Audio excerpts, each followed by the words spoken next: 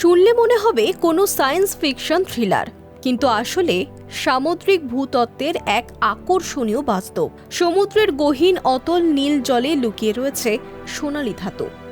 এক দুটি টুকরো নয়, প্রশান্ত মহাসাগরের তলদেশে লুকিয়ে রয়েছে প্রাকৃতিক সোনার এক বিশাল কারখানা। অবিশ্বাস্য মনে হলেও এটি বাস্তব।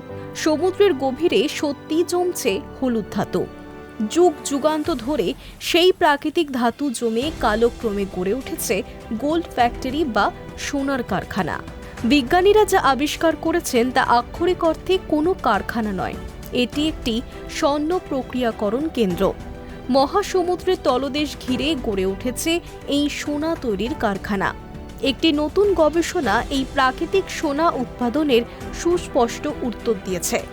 গবেষকেরা প্রমাণ পেয়েছেন যে জলের নিচে নির্দিষ্ট কিছু অঞ্চল প্রাকৃতিক সোনার কারখানার মতো কাজ করে। সেখানে উপযুক্ত পরিবেশে সময়ের সঙ্গে সঙ্গে সোনা জমতে সাহায্য করে। নিউজিল্যান্ডের উত্তর পূর্ব উপকূলে অবস্থিত কারমাডিক আর্ক এই অঞ্চলের সমুদ্রপৃষ্ঠের গভীরে বিজ্ঞানীরা এমন একটি প্রাকৃতিক সোনার খনির সন্ধান পেয়েছেন যা তাক লাগিয়েছে গোটা বিশ্বকে। মহাসাগরের বিশাল বিস্তৃতির নিচে দৃষ্টির আড়ালে সঞ্চিত হচ্ছে বিপুল পরিমাণ হলুদ ধাতু। বিজ্ঞানীরা সমুদ্রের গভীরে অসংখ্য হাইড্রোথার্মাল ভেন্ট বা উষ্ণ প্রস্রবণ খুঁজে পেয়েছেন। এই প্রস্রবণগুলি থেকে বার হওয়া অত্যন্ত উত্তপ্ত খনিজ সমৃদ্ধ জল সমুদ্রের শীতল জলের সংস্পর্শে আসে।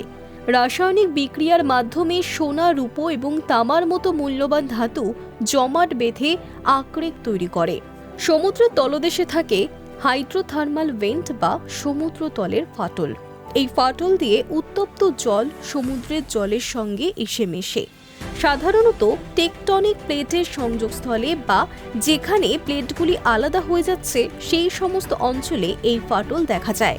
এই ফাটল দিয়ে প্রবলের তাপের কারণে ম্যাগমায় থাকা সোনা সহ দ্রবীভূত খনিজ পদার্থগুলি তরলের আকারে নির্গত হয়।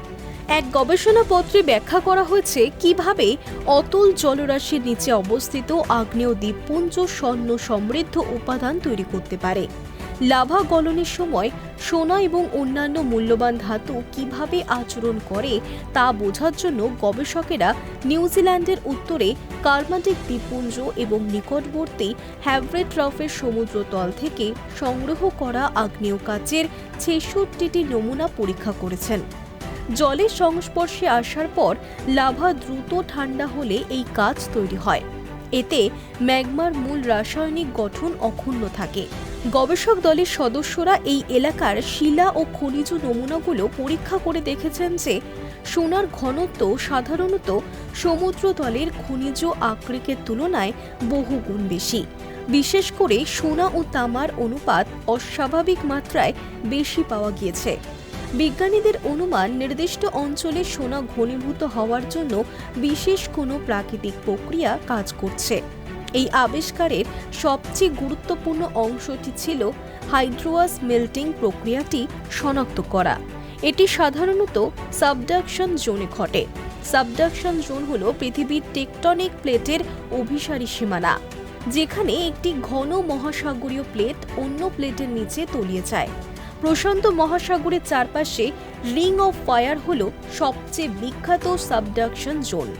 যখন একটি টেকটনিক প্লেট অন্যটির নিচে চলে যায় তখন সেই প্লেটের সঙ্গে প্রচুর পরিমাণে সমুদ্রের জল পৃথিবীর গভীরে প্রবেশ করে। সমুদ্রের নোনা জল পৃথিবীর উত্তপ্ত ম্যান্টল বা আস্তরণের সংস্পর্শে এসে শিলাকে গলতে সাহায্য করে। এই গলিত পদার্থ বা ম্যাগমা তখন সোনা এবং অন্যান্য মূল্যবান ধাতুকে বহন করে সমুদ্রের তলদেশের কাছাকাছি নিয়ে আসে। এই বিক্রিয়ায় সোনার রাসায়নিক রূপও একটি গুরুত্বপূর্ণ ভূমিকা পালন করে। ম্যান্টলে থাকা সোনা সাধারণত সালফাইড খনিজের মধ্যে আবদ্ধ থাকে। উচ্চ মাত্রার গলনের ফলে এই খনিজগুলি ভেঙে যায় এবং সোনাকে সম্পূর্ণরূপেই গলিত মিশ্রণে উন্মুক্ত করে দেয়। দলটি কেবল সোনার উপর ভিত্তি করে গবেষণাটি করেনি, বরং রূপো, তামা, সেলেনিয়াম এবং প্ল্যাটিনামের মতো উপাদানগুলিকেও পর্যবেক্ষণ করেছে। এই উপাদানগুলোর উপস্থিতি এবং তাদের রাসায়নিক আচরণ বিজ্ঞানীদের বুঝতে সাহায্য করেছে যে কিভাবে একটি নির্দিষ্ট ভূতাত্ত্বিক চাপে ও তাপে সোনা অন্যান্য খনিজ থেকে আলাদা হয়ে জমাট বাঁধে। বিভিন্ন গবেষণায় উঠে এসেছে ভূমধ্যসাগর, আটলান্টিক এবং উত্তর প্রশান্ত মহাসাগর। মূলত এই তিনটি অঞ্চলে জমা হয়েছে সোনার আকর। বর্তমান দাম অনুযায়ী 1 টন সোনার মূল্য আনুমানিক $10,60,00,000।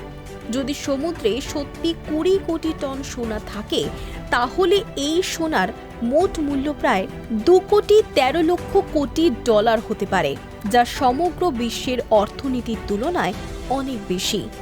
1 লিটার সমুদ্রের নোনা জলে মিলবে 1 গ্রাম সোনার 1300 কোটি ভাগের 1 ভাগ। সমুদ্রের জল থেকে সোনা পাওয়ার খবর কৌতূহলোদ্দীপক হলেও বাস্তবে তা কতখানি সম্ভব তা নিয়ে সংশয় রয়েছে সমুদ্র বিজ্ঞানীদের মধ্যেই। জল থেকে সোনা আহরণ করা ব্যয়বহুল, তাতেও যে পরিমাণ সোনা পাওয়া যাবে তা দিয়ে ব্যবসায়িক লাভ কতখানি হবে সে নিয়ে সন্দিহান তারা। কারণ সমুদ্রের তলদেশের হাজার হাজার মিটার গভীরে অত্যন্ত উচ্চ চাপে এবং অন্ধকারে খনন কার্য চালানো বর্তমান প্রযুক্তিতে যেমন ব্যয়বহুল তেমনই ঝুঁকিপূর্ণ। গভীর সমুদ্রের এই অঞ্চলগুলি জীব বৈচিত্র্যের আবাসস্থল। খনন কাজ শুরু করলে এই সামুদ্রিক বাস্তুতন্ত্র ধ্বংস হওয়ার আশঙ্কাও রয়েছে। Hi news network.